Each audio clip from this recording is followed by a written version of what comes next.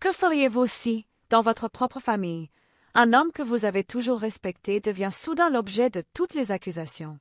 Que se passe-t-il quand la peur, les secrets et les soupçons se mêlent au fil des jours jusqu'à briser ce qui semblait indestructible? Voici l'histoire de Bako, un vieil homme revenu dans son village natal, accusé de sorcellerie par l'épouse de son fils. Entre traditions ancestrales, rancune silencieuse et luttes intérieures, cette famille devra affronter ses ombres pour tenter de retrouver la paix. Préparez-vous à plonger dans un récit bouleversant où vérité et mensonge se confondent, et où chaque choix peut changer le destin. Bienvenue dans cette histoire de peur, d'amour et de rédemption. Le soleil tombait lentement sur le village de Kigoma, enveloppant les cases d'une lumière dorée, presque sacrée. La poussière soulevée par le vent dansait entre les arbres, et les coqs annonçaient la fin d'une longue journée. Un vieil homme, au dos voûté par les années et les épreuves, marchait lentement le long du sentier principal. Il portait un simple boubou beige, un sac en toile sur l'épaule, et s'appuyait sur une canne taillée dans du bois d'ébène. Son visage ridé portait les traces du temps, mais ses yeux, eux, brillaient d'un éclat discret, mélange de fatigue, d'espoir et d'appréhension. Mzibako revenait enfin chez lui. Cela faisait 12 ans qu'il avait quitté Kigoma, après une dispute amère avec son frère aîné au sujet d'un héritage. Depuis, il avait vécu en ermite, dans une bourgade lointaine, travaillant la terre et priant pour le pardon de ses ancêtres. Mais à présent, le poids de l'âge le rattrapait, et il voulait passer ses derniers jours auprès de son fils unique, Karim, le seul lien de sang qui lui restait. Lorsqu'il arriva devant la maison de Karim, une jolie maisonnette en briques ocre, entourée d'un petit jardin bien entretenu, il sentit un nœud dans sa gorge. Il leva lentement la main et frappa à la porte en bois. Ce fut une femme qui ouvrit. Grande, belle, le regard perçant. Elle portait un pagne bien noué, un foulard coloré sur la tête et une expression confuse. « Oui » demanda-t-elle, méfiante. « Je suis Bako, le père de Karim. Je suis revenu. » Il y eut un silence. La femme, Fatou, resta figée un instant, les yeux agrandis par la surprise. Elle avait entendu parler de ce père disparu, mais ne s'attendait pas à le voir surgir, sans prévenir, comme un fantôme du passé. « Karim n'est pas là, dit-elle enfin, sèchement. Il est au champ. Je peux l'attendre, souffla Bako en posant son sac. Elle hésita. Puis, sans un mot, elle se poussa de côté. Il entra, le cœur lourd, et s'assit sur une chaise près de l'entrée.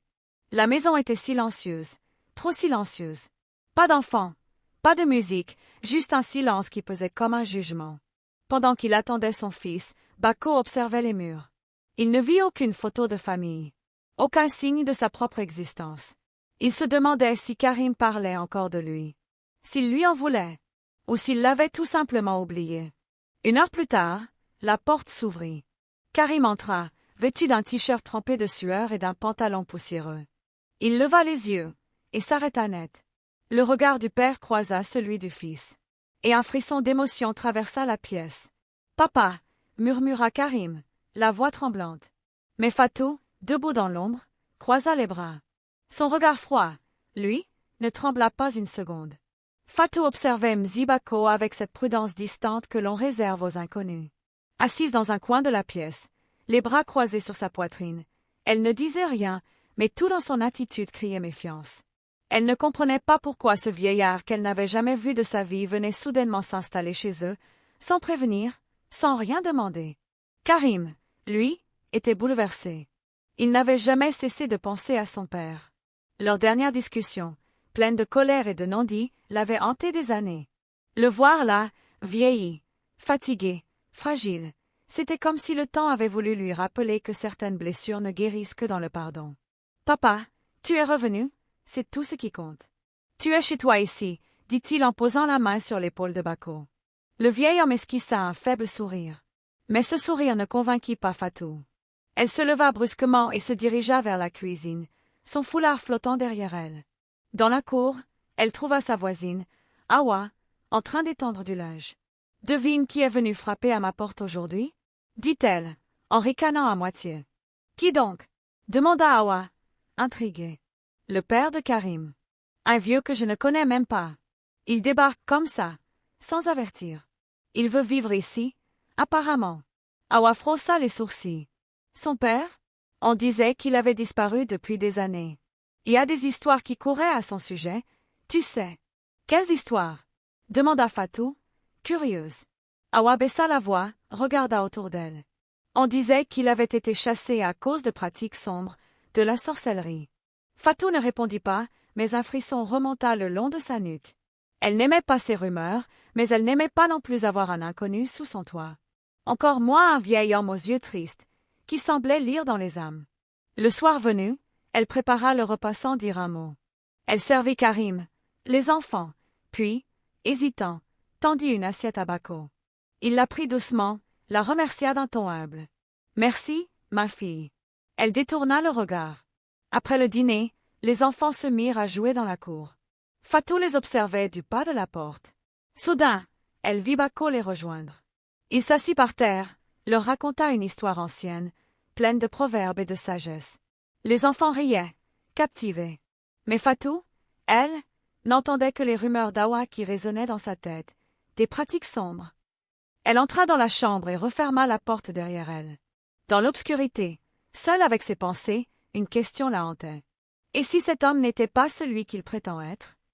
Les premiers jours de la cohabitation furent tendus. Bako, malgré sa discrétion et son humilité, sentait bien qu'il n'était pas le bienvenu. Il se levait tôt, balayait la cour, puis partait marcher dans les champs, seul, pour ne pas gêner. Il évitait même de croiser Fatou, dont le silence en disait long. Mais petit à petit, de petits incidents commencèrent à troubler la quiétude de la maison. Un matin, Fatou retrouva 2 poules mortes, les yeux révulsés, le cou tordu. Elle pensa d'abord à une attaque de chien, mais aucune trace ne menait hors de l'enclos. Elle ramassa les bêtes et les jeta au feu, la bouche serrée. Le lendemain, le plus jeune des enfants, Ismaël, tomba malade. Fièvre soudaine, vomissements, tremblements. Le guérisseur du village parla d'un mauvais vent, mais Fatou, elle, regarda Bako avec insistance. Le vieillard était resté assis sous l'arbre, un chapelet entre les doigts, priant doucement. Mais Fatou ne vit qu'un silence coupable. « Ce n'est pas normal, » murmura-t-elle à Karim. « Depuis qu'il est là, les choses vont mal. Tu ne trouves pas? Tu vois le mal partout? Fatou. C'est un vieil homme fatigué, il ne demande rien. C'est mon père. » Mais elle ne lâcha pas l'affaire. Le soir, quand les enfants dormaient, elle se confia à sa voisine Awa, qui apportait de l'huile de karité. J'ai peur de lui. Il ne parle pas beaucoup, mais je sens une présence lourde depuis qu'il est dans cette maison. Awa acquiesça, comme si elle attendait cette confession. Un jour, ma grand-mère disait, quand les enfants refusent de s'approcher de quelqu'un, ce n'est pas pour rien. Et justement, ce jour-là, Fatou avait remarqué quelque chose. Ismaël pleurait chaque fois que Bako entrait dans la pièce. Elle l'avait vu reculer, chercher sa mère, refuser de s'approcher du vieillard même quand celui-ci lui tendait doucement la main. Fatou, déjà sur la défensive, prit cela pour une confirmation.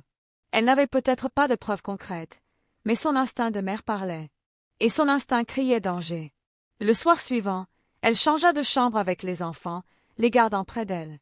Et avant de dormir, elle posa un petit morceau de cola amer sous leur oreiller, en murmurant. Que la vérité éclate, même dans les rêves. Pendant ce temps, dans la cour silencieuse, Bako restait sous l'arbre, les yeux levés vers les étoiles. Il ne disait rien, mais il sentait que l'orage approchait. Le village de Kigoma n'était pas seulement une terre de culture et de souvenirs. C'était aussi un lieu où les traditions guidaient les pensées, où les anciens avaient plus d'autorité que les lois, et où la peur de l'invisible dictait souvent les jugements. Depuis l'arrivée de Bako, les rumeurs s'étaient mises à circuler doucement, comme une brise silencieuse entre les cases. Tu savais que le père de Karim est revenu. Il était parti depuis plus de 10 ans, non? Pourquoi revenir maintenant? On disait qu'il avait été chassé. C'était pas à cause d'une histoire de malédiction? Ces murmures grandissaient. Le marché devenait un théâtre de médisance. Même ceux qui n'avaient jamais rencontré Bako prétendaient avoir entendu des choses. Et cela ne tarda pas à atteindre les oreilles de Fatou. Un matin, alors qu'elle achetait des légumes, la vieille nénée, une matriarche du quartier, l'appela à l'écart. « Ma fille, fais attention à ce qui vit sous ton toit. Certains morts marchent encore parmi nous. » Fatou la regarda, les yeux ronds. « Vous parlez de Bako? Je parle de ceux qui partent et reviennent quand plus personne ne les attend. Il y a toujours une raison. Aucun vieux ne revient au village sans payer une dette. Tu comprends? » Le message était clair. Et il s'inscrivait dans une croyance bien ancrée dans le cœur de Fatou. Les anciens portaient des secrets, et parfois ces secrets tuaient les familles de l'intérieur. De retour à la maison, elle trouva Bako assis sur un banc, sous le grand manguier, en train de tailler un morceau de bois. Il sculptait lentement, patiemment, un petit masque traditionnel. Un masque protecteur, comme on en faisait autrefois. Mais à ses yeux, ce n'était pas un symbole de protection. C'était un talisman dangereux. Elle entra précipitamment dans la maison, le cœur battant. Il faisait de la magie, c'était sûr. Elle en était maintenant convaincue. Le soir même, elle demanda à Karim. « Pourquoi il taille ce genre de choses? Tu trouves ça normal? Toi? Dans une maison moderne? C'est juste un vieux masque, Fatou. Il faisait ça quand j'étais petit. Ça n'a rien de mal. » Mais ses paroles glissèrent comme de l'eau sur les pierres. Elle était déjà ailleurs, emportée dans ses pensées, ses peurs, ses intuitions. Le lendemain, elle fit quelque chose qu'elle n'avait encore jamais osé faire. Elle consulta en secret une devineresse, une vieille femme aveugle, que l'on appelait Maman Diarra, respectée et crainte pour son œil du monde invisible. Après un long silence, Maman Diarra prit les coris, les secoua entre ses mains ridées et les jeta devant elle. Puis elle murmura. « Il y a une ombre dans ta maison, mais elle n'est pas venue pour détruire. Elle est venue pour survivre. » Fatou fronça les sourcils. « Il est sorcier, oui ou non? » Maman Diarra ferma les yeux. « Tu ne poses pas la bonne question. Ce n'est pas lui que tu dois craindre, mais ce qu'il risque de réveiller. » Fatou sortit de là, plus troublée que jamais. Elle voulait des certitudes. Elle n'avait obtenu que des mystères. Le matin était calme. Le ciel d'un bleu pâle laissait présager une journée sans pluie. Les enfants jouaient dans la cour, pendant que Fatou faisait la lessive sous l'ombre du grand karité. Bako, lui, s'était installé un peu plus loin, sous le manguier. Depuis plusieurs jours, il sculptait en silence, isolé, presque invisible. Mais ce jour-là, quelque chose changea. Alors que Fatou se redressait pour essorer un pagne trempé, elle croisa le regard de Bako. Un regard long, fixe, profond. Pas de sourire, pas de mots. Juste ce regard qui, selon elle, dura une éternité. Elle sentit un frisson froid lui glisser le long du dos. Elle détourna rapidement les yeux, mal à l'aise. Et pendant un instant, elle eut une étrange sensation, comme si quelqu'un venait de fouiller dans ses pensées, sans sa permission. Elle resta figée quelques secondes. Puis, nerveusement, elle reprit son travail. Mais l'image du regard du vieillard ne la quittait plus. Il y avait dans ses yeux ridés quelque chose d'anormal. Trop calme, trop profond, comme s'il savait des choses qu'elle-même ignorait. Le soir, à table, elle ne toucha presque pas à son plat. Karim, surpris, la regarda. « Tu es malade? » « Non. » Fatiguée. Mais elle mentait. Son esprit était ailleurs. Elle observait Bako, assis au bout de la natte, mangeant en silence. Il semblait serein. Peut-être trop. Après le dîner, les enfants allèrent se coucher. Karim aussi. Mais Fatou resta éveillée. Elle tourna dans la maison comme une lionne en cage, puis finit par sortir. Elle marcha jusqu'au coin de la cour, là où les ombres étaient épaisses, et où les voix ne passaient pas. Elle retrouva Awa, sa fidèle voisine, qui venait tout juste de rentrer du marché nocturne. « Awa » chuchota-t-elle, en attrapant son bras. Il m'a regardé. Longtemps. Ce n'était pas normal. Awa, intriguée, fronça les sourcils. « Tu veux dire, comme s'il t'envoyait quelque chose? » « Oui. Comme s'il fouillait dans mon esprit. » Je l'ai senti. Awa devint grave. « Tu sais, ma tante disait toujours, le sorcier ne parle pas. Il regarde. Et c'est dans le regard que le poison commence. » Fatou ne répondit pas. Elle avait déjà sa conclusion. Ce regard n'était pas innocent. C'était un signe.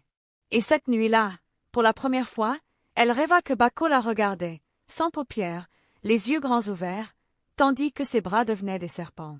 Elle se réveilla en sursaut, le souffle coupé, le cœur battant la chamade. Et dès ce jour, sa décision était prise. Elle devait se protéger. Même si cela voulait dire se dresser contre le père de son propre mari. La nuit tombait sur Kigoma, silencieuse et lourde comme un secret. Fatou avait mis les enfants au lit, vérifié 2 fois les verrous, et serré un petit sachet de feuilles bénies sous son oreiller. Depuis le regard de Bako, elle ne dormait plus sereinement. Son cœur était devenu une horloge cassée, battant sans rythme, toujours sur le qui-vive. Ce soir-là, pourtant, le sommeil l'emporta, mais ce ne fut pas un sommeil paisible. Elle rêva. Un rêve si vif, si réel, qu'il ressemblait à un souvenir. Elle se tenait debout dans sa chambre, mais l'ambiance y était étrange. Tout était silencieux, trop silencieux. Ni vent, ni bruit d'insectes, ni respiration.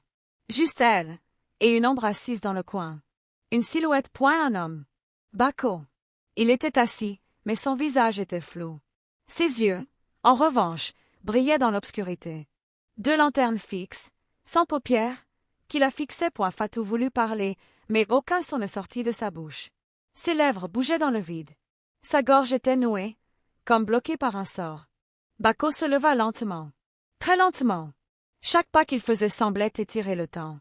Ses pieds nus glissaient sur le sol sans bruit, comme s'il flottait. Il s'approcha d'elle. Très près. Puis, tendit la main. Une main ridée, osseuse, tremblante, mais puissante. Il posa cette main sur la poitrine de Fatou. Et soudain, elle sentit son souffle s'éteindre. Un poids terrible l'écrasait. Ses jambes se dérobèrent. Elle tomba à genoux. Il la regardait toujours, sans dire un mot. Puis, au moment où elle croyait mourir, il murmura dans une langue qu'elle ne comprenait pas. Une langue ancienne. Elle sentit ses os trembler. Enfin, elle hurla. Un cri silencieux, coincé dans le rêve. Elle se réveilla en sursaut, trempée de sueur. Il faisait encore nuit noire. Les coqs n'avaient pas chanté. La maison était silencieuse. Mais elle sentit un regard sur elle. Elle tourna lentement la tête vers la porte de la chambre entr'ouverte. Et elle crut voir une ombre glisser lentement dans le couloir. Elle se leva d'un bond, attrapa son foulard et courut dans la chambre des enfants. Ils dormaient paisiblement. Rien n'avait bougé. Mais Fatou, elle, avait changé. Ce rêve n'était pas une illusion. C'était un avertissement. Elle en était convaincue. Bako était en train de la travailler par les rêves, comme le font les sorciers avant d'attaquer l'âme. Le lendemain matin, son visage était fermé, ses gestes mécaniques. Et quand Karim lui demanda si elle allait bien, elle répondit simplement. « Je dors très mal depuis que ton père est là. Et je ne suis pas la seule. » Les mots, parfois, sont plus puissants que les couteaux. Une parole semée au bon moment peut empoisonner le cœur d'un homme sans qu'il ne s'en rende compte. Et c'est exactement ce que Fatou avait décidé de faire. Depuis son rêve, elle ne regardait plus Bako comme un vieil homme fatigué. Elle le voyait comme un prédateur invisible, un sorcier qui avait glissé sous leur toit sans qu'on s'en aperçoive. Et elle avait peur. Mais plutôt que de fuir, elle décida de l'attaquer autrement. Le matin, alors que Karim s'habillait pour aller au champ, Fatou l'aida à enfiler sa chemise, l'air douce et soucieuse. « Tu as bien dormi » demanda-t-elle calmement. « Comme un bébé. Pourquoi ?»« Moi, non. Encore des cauchemars. Et les enfants aussi. » Ismaël s'est réveillé en pleurs cette nuit. Karim frossa les sourcils. « C'est sûrement la chaleur, ou les moustiques. » Mais elle insista. « Tu ne trouves pas ça étrange? Depuis que ton père est arrivé, les poules sont mortes, les enfants tombent malades. Moi je rêve qu'on m'étouffe. Ce n'est peut-être qu'une coïncidence. Peut-être. » Elle laissa sa phrase en suspens, comme une brume qu'on ne peut pas chasser. Karim la regarda, un peu troublé. « Fatou, c'est mon père. Tu veux insinuer quoi au juste? » « Je n'insinue rien. Je parle juste de ce que je ressens. Regarde autour de toi. Tu ne vois pas que tout est en train de changer? Et pas en bien. » Il ne répondit pas. Mais la graine était plantée. Plus tard, dans la journée, Fatou glissa quelques mots à Tanti Rama, une autre voisine très bavarde. « Tu sais, chez nous, on dit que quand un vieux revient au village après des années, ce n'est jamais pour rien. Tu penses que c'est lui? » demanda Rama, les yeux écarquillés. « Je ne dis rien. Mais regarde les signes. Les poules mortes. Les enfants malades. Les rêves bizarres. Et ce masque qu'il sculpte tous les jours, tu trouves ça normal, toi ?» La nouvelle se propagea comme du feu sur de l'herbe sèche. Le soir même, au puits, on murmurait déjà. Il est revenu avec des choses dans son sac, celui-là. Karim a toujours été naïf. Il ne voit pas le mal venir. Sa femme, elle, a l'œil. Elle sent les choses. Pendant ce temps, Bako, lui, restait silencieux. Il ne savait rien de ce qui se tramait derrière les sourires forcés, derrière les regards évités. Il continuait à balayer la cour, à sculpter du bois, à saluer respectueusement. Mais dans la maison, les regards avaient changé.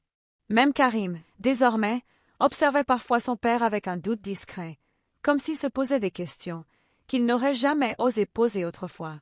Et Fatou, chaque jour, distillait un peu plus de ce poison invisible, le doute. Elle n'avait pas besoin de crier à la sorcellerie. Elle n'avait qu'à parler doucement, mais souvent. Le soleil était à son zénith lorsque Fatou franchit la grande cour du chef du village, entourée de palmiers anciens et de pierres rouges. Ce n'était pas une visite ordinaire. Elle était venue avec un objectif clair, faire entendre sa voix, officiellement. Le chef, Doudou Karamoko, était un homme de 70 ans, assis sur un fauteuil en bois sculpté. Il portait un boubou bleu roi, un bonnet blanc et un regard pénétrant qui imposait le silence dès qu'il levait les yeux. À sa droite, 3 conseillers traditionnels, tous des anciens, sirotaient du thé fort.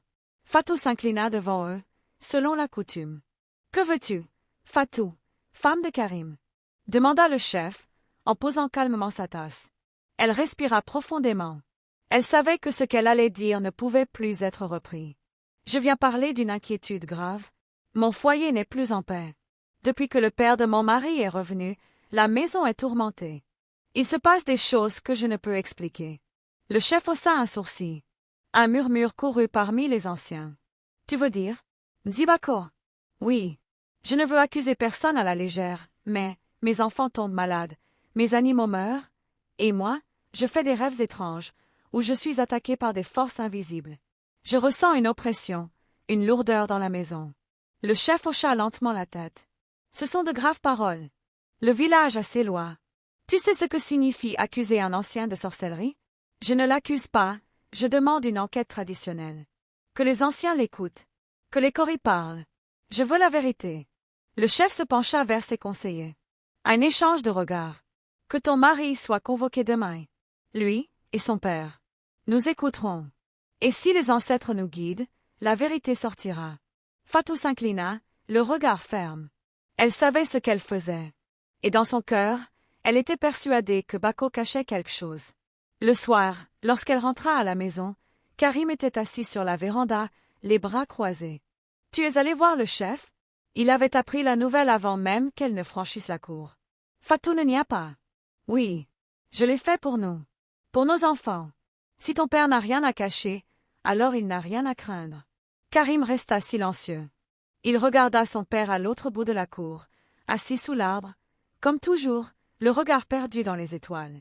Le vieil homme semblait paisible, hors du tumulte. « Tu sais ce que ça signifie, Fatou ?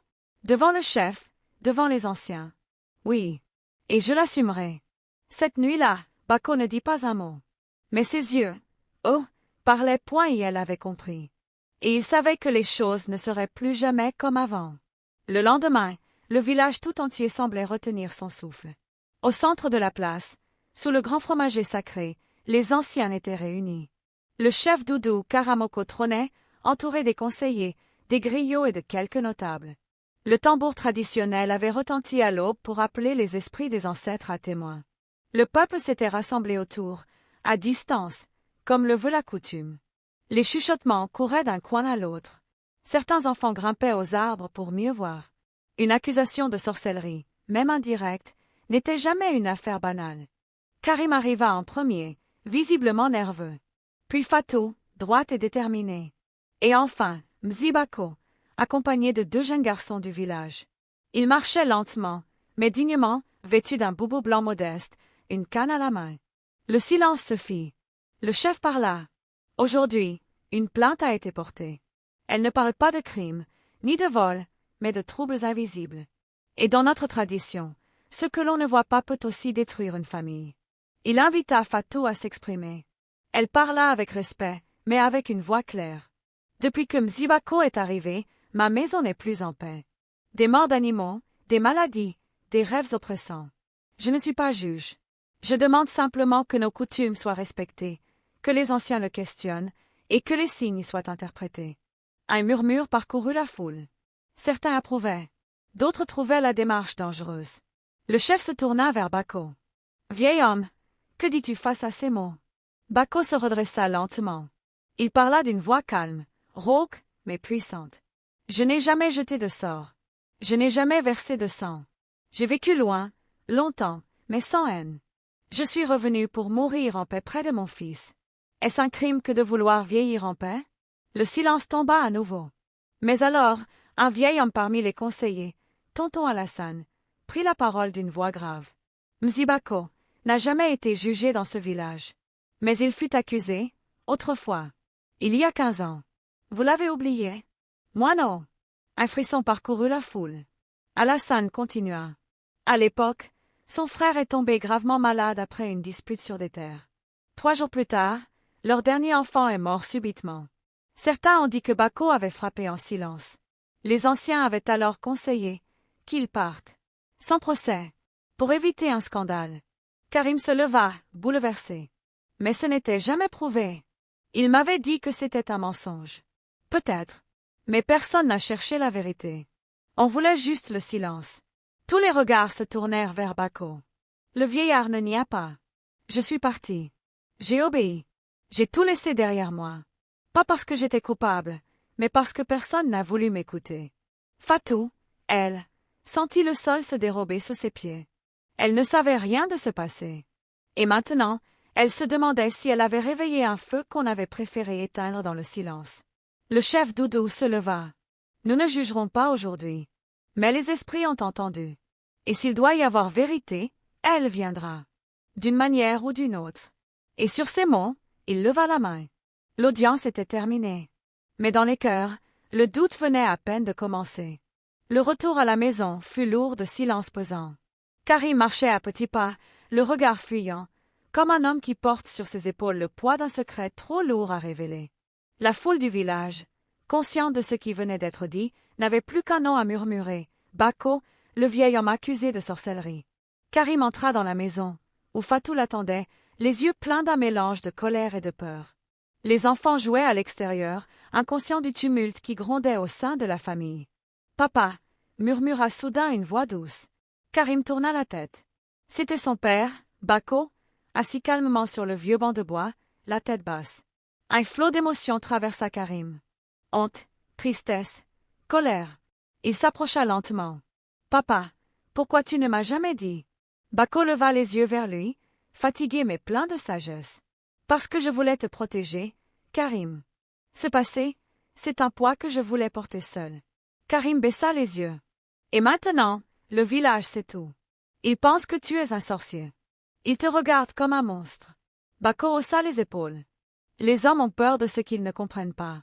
Mais je ne te reproche rien. » Fatou, de son côté, se tenait dans l'ombre, les bras croisés.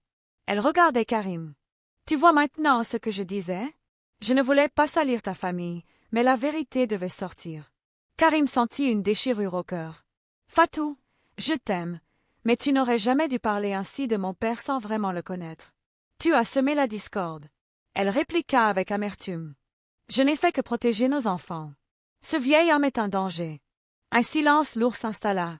La maison, autrefois lieu de paix, était devenue un champ de bataille. Les jours suivants, Karim s'éloigna de son père, préférant éviter les regards suspicieux des villageois. Il se sentait humilié, incapable de défendre celui qu'il avait mis au monde. Quant à Bako, il ne disait rien. Il acceptait la douleur avec une résignation qui dépassait les mots. Karim passait ses journées à travailler dans les champs, tentant d'oublier la honte qui le rongeait. Chaque fois qu'il croisait le regard de son père, il sentait cette fracture invisible qui grandissait entre eux. Il avait peur. Peur de perdre sa famille. Peur que les ombres du passé détruisent leur avenir. Les jours qui suivirent l'audience au village furent un véritable calvaire pour Mzi Bako. Le poids du regard des autres, chargé de suspicion et de méfiance, l'étouffait peu à peu. Karim, déchiré entre son amour filial et la pression de sa femme et du village, avait cessé de lui adresser la parole. Un matin, sans grande cérémonie, Karim vint trouver son père. « Papa, je pense que ce serait mieux pour tout le monde que tu partes, » dit-il d'une voix lourde. Bako le regarda, son regard triste mais sans rancune. « Je comprends, mon fils. Je n'ai jamais voulu être un fardeau. » Karim lui tendit les clés d'une petite cabane en bois à la lisière du village, un endroit autrefois utilisé comme débarras. « Tu pourras y rester. C'est modeste, mais c'est à toi. » Bako accepta sans un mot. Il fit ses bagages lentement, prenant soin de ne rien oublier. Le jour même, il quitta la maison qu'il avait tant aimée, celle où il avait élevé son fils. Il marcha vers la cabane, chargé de ses souvenirs et de son silence. Installé dans cette petite construction de bois branlante, il alluma un feu, sortit son baluchon et s'assit. La cabane était pauvre, sombre et presque oubliée par tous. Mais pour Bako, c'était devenu un refuge, un lieu d'exil et de résilience. Il passait ses journées à tailler du bois, à réciter des prières anciennes, à méditer sur la vie et la mort. Le village continuait à parler, à chuchoter derrière son dos, mais lui avait appris à ignorer les murmures. Pourtant, parfois, dans le silence de la nuit, il entendait les cris lointains de ses petits-enfants, le rire qu'il ne verrait plus. Et dans ces moments, un pincement douloureux lui serrait le cœur. Depuis son exil à la cabane, la vie de Bako semblait s'être figée, loin du tumulte du village. Mais à l'extérieur, la situation ne faisait que s'envenimer. Fatou, convaincu que le mal était toujours présent, commença à ressentir des pressentiments encore plus sombres. Les maladies parmi les enfants s'aggravèrent, les récoltes furent maigres, et la rumeur s'amplifia. La présence de Bako, même loin, apportait une malédiction sur la famille. Karim, pris entre sa fidélité à son père et la peur pour sa famille, sombra peu à peu dans l'angoisse. Le doute rongeait ses nuits, et la honte devint un fardeau qu'il peinait à porter point un soir, alors que la nuit enveloppait le village, une nouvelle tragédie frappa la maison de Karim. Le petit Ismaël, déjà fragile, tomba gravement malade, au point que même le guérisseur du village n'osait plus promettre de miracle. Fatou, désespéré, regarda Karim d'un air accusateur. « Si seulement ton père n'était pas là, tout cela ne serait pas arrivé. » Les mots furent comme des poignards. Karim s'effondra dans son fauteuil, impuissant. Mais au fond de lui, un sentiment de révolte grandissait. Cette accusation répétée, ces regards lourds de méfiance, lui brisaient le cœur. Il décida alors de partir à la recherche d'une solution. Il devait prouver l'innocence de son père, ou au moins mettre fin à ce cycle infernal. Mais dans l'ombre, Fatou avait déjà pris une autre décision, plus sombre encore. Elle allait agir. Fatou n'était plus seulement une femme inquiète, elle était devenue une femme résolue, prête à tout pour protéger sa famille, même si cela signifiait franchir des limites invisibles mais terribles. Chaque nuit, après avoir veillé sur Ismaël, elle se levait à pas feutrés pour consulter des livres anciens et discuter en secret avec Maman Diarra, la devineresse aveugle du village. Cette dernière lui apprenait des secrets sur les rituels et les protections contre la sorcellerie, mais aussi sur des méthodes plus sombres, que Fatou hésitait pourtant à utiliser. Si la sorcellerie menace ta maison, il faut agir vite et fort, disait Maman Diarra, le regard voilé. Parfois, pour sauver la lumière, il faut plonger dans l'ombre. Fatou comprit que la situation dépassait la simple méfiance. Elle devait affronter ce qu'elle croyait être un mal ancestral. Un soir, alors que Karim travaillait à Rochamps, Fatou réunit discrètement quelques villageois partageant ses craintes, Tanti Rama, Awa et quelques autres. Dans la pénombre, autour d'un feu tremblant, ils échangèrent des murmures. Un plan se dessinait, fait d'ombre et de silence. Nous ne pouvons plus attendre que le mal grandisse, souffla Fatou. Bako doit partir, ou nous devons le neutraliser. Avant qu'il ne soit trop tard. Les visages se fermèrent. La peur et la détermination se mêlaient. Ainsi commença un complot silencieux, une ombre planant sur le village, prête à frapper dans le secret. Les jours suivants, la tension monta d'un cran au village. Fatou, toujours entouré de ses complices, commença à semer des indices subtils, des signes inquiétants, qui faisaient parler en bien pire que les rumeurs initiales. Un matin, alors que Bako taillait calmement un morceau de bois dans sa cabane, il trouva une pierre gravée d'un symbole ancien, posée devant sa porte. Un avertissement silencieux. Il fronça les sourcils, mais ne dit rien. Le soir venu, Fatou glissa dans la maison un petit paquet enveloppé de feuilles noires, que Karim trouva sur la table de sa chambre. Intrigué, il ouvrit et découvrit une poudre fine, accompagnée d'un morceau de charbon et d'une feuille d'aloès. Il comprit aussitôt. C'était un rituel, une sorte de protection, ou une malédiction. Le lendemain, un cri retentit dans la cabane de Bako. Le feu qu'il avait allumé avait mystérieusement faibli, malgré ses efforts pour le rallumer. Il sentit un vent glacial, et une présence invisible, comme une force qui cherchait à l'affaiblir. Mais Bako, fort de ses années et de ses secrets, ne céda pas. Au village, Fatou regardait la maison de loin, le cœur serré mais l'esprit ferme. Elle savait que ce n'était que le début. Karim, lui, commençait à percevoir la gravité de la situation. Son amour pour son père se mêlait à la peur des conséquences. Et dans l'ombre, le chef Doudou observait aussi, préoccupé. Le jeu dangereux venait de commencer. Les jours s'égrenaient, lourds de silence et de non-dits. Karim était tiraillé entre deux mondes, l'amour indéfectible pour son père et la crainte grandissante que cet homme portât une malédiction sur sa famille. Chaque matin, il observait Bako, isolé dans sa cabane, taillant son bois avec patience. Ce visage marqué par le temps semblait porter une sagesse profonde, mais aussi une douleur indicible. Un soir, alors que le soleil plongeait derrière les collines, Karim s'assit auprès de son père. Le feu crépitait doucement, éclairant leurs visages dans la pénombre. « Papa, » murmura Karim, « je suis perdu. Je ne sais plus qui croire, ni ce que je dois faire pour protéger ma famille. » Bako posa une main tremblante sur celle de son fils. « Mon fils, la vérité n'est pas toujours ce que l'on croit. Parfois, c'est dans le silence et la patience que réside la force. » Karim baissa la tête, les larmes aux yeux. « Mais Fatou, elle me pousse à choisir. Elle veut que tu partes, qu'on t'accuse, qu'on t'éloigne. Elle agit par peur. Comme toi, comme moi. Mais la peur ne doit pas gouverner nos vies. » Le cœur de Karim battait fort. Il savait que le village était divisé, que certains étaient prêts à briser ce fragile équilibre. « Que dois-je faire, papa ?» Bako sourit faiblement. « Choisis l'amour, même si cela signifie affronter les ombres. Ne laisse pas la peur décider pour toi. » Ce choix allait tout changer. Le jour de la confrontation, tant redouté, arriva rapidement. Sous le grand fromager sacré, une foule s'était rassemblée, mêlant curiosité, peur et colère. Le chef Doudou Karamoko, entouré de ses conseillers, attendait calmement. Karim arriva en tête, déterminé à défendre son père. Fatou, à ses côtés, arborait un visage fermé, où se mêlaient rancune et peur. Bako, faible mais droit, suivait lentement, soutenu par deux jeunes hommes. Le vieil homme semblait porter sur ses épaules le poids de toute une vie, mais aussi la dignité de ses ancêtres. Le chef prit la parole. « Aujourd'hui, nous allons trancher. Les accusations pèsent lourdement, mais la justice traditionnelle requiert vérité et équilibre. » Fatou s'avança la première. « Mzibako, ta présence est une malédiction. Tes actes passés et ce que nous voyons aujourd'hui menacent ma famille et notre village. Je demande que tu sois exilé définitivement. » Un murmure d'approbation traversa l'assemblée. Bako leva la main, calmement. « Je n'ai jamais cherché à nuire. J'ai fui la peur et la haine. Mais si vous cherchez la vérité, je suis prêt à répondre. » Karim intervint alors, la voix forte. « Mon père mérite d'être entendu, pas jugé avant d'être écouté. Si la vérité doit sortir, elle doit se faire avec respect. » Le chef acquiesça. Il ordonna alors que chacun expose ses preuves, ses doutes, ses peurs. Des témoignages surgirent, les poules mortes, la maladie des enfants, les rêves étranges. Puis, un ancien griot chanta une chanson ancienne évoquant la justice et la paix. Au fil des heures, les tensions montèrent, mais la parole resta respectueuse. Finalement, le chef demanda un moment de réflexion.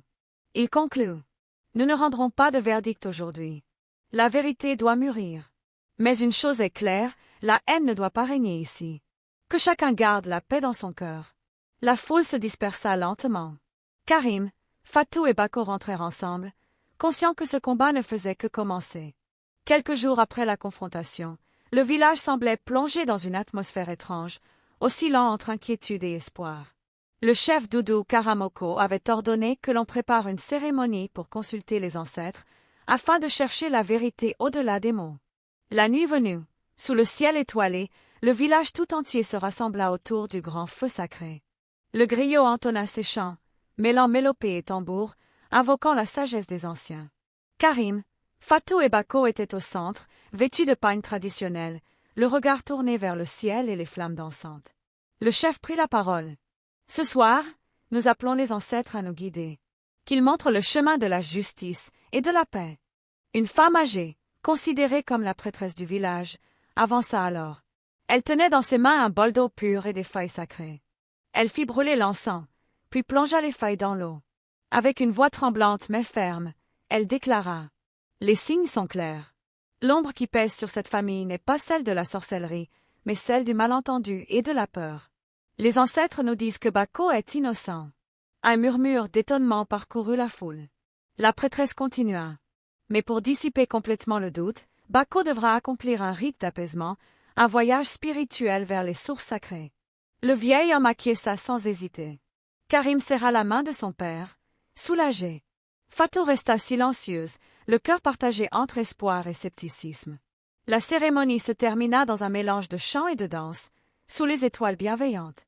Ce signe des ancêtres apportait un souffle de lumière dans la nuit sombre.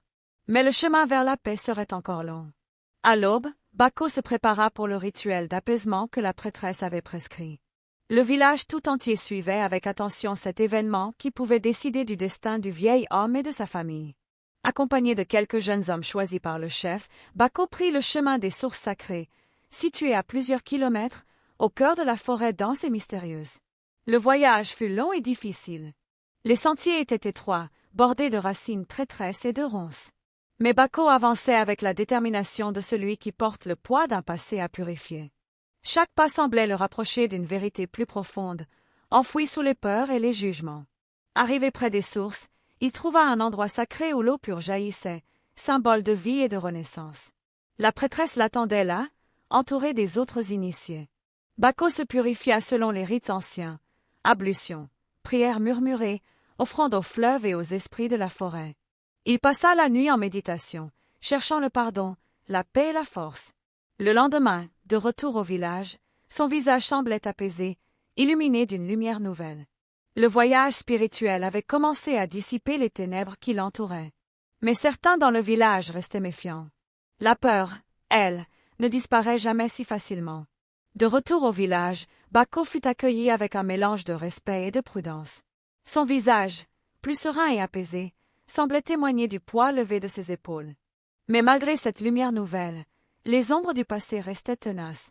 Fatou, toujours méfiante, observait chaque geste de l'ancien avec une réserve difficile à dissimuler. Son cœur se battait entre l'espoir d'une réconciliation et la peur que les mots ne reprennent. Karim, lui, essayait d'apaiser les tensions, jouant le rôle de médiateur entre sa mère et son père, entre le village et la famille. Les jours passaient, et la vie semblait reprendre son cours. Les enfants retrouvaient peu à peu leur joie, les animaux se multipliaient, et les récoltes s'annonçaient prometteuses. Pour un moment, la paix semblait avoir gagné. Mais un soir, alors que la lune était pleine, une dispute éclata entre Fatou et Bako. Les mots furent durs, les rancunes dévoilées. « Tu ne comprendras jamais ce que j'ai traversé » cria Fatou. « Tu es l'ombre qui menace ma famille. »« Et toi, tu ne veux pas voir la vérité » répliqua Bako calmement. « Tu as laissé la peur guider ton cœur. » Karim intervint, tentant de calmer les esprits, mais la fracture était profonde.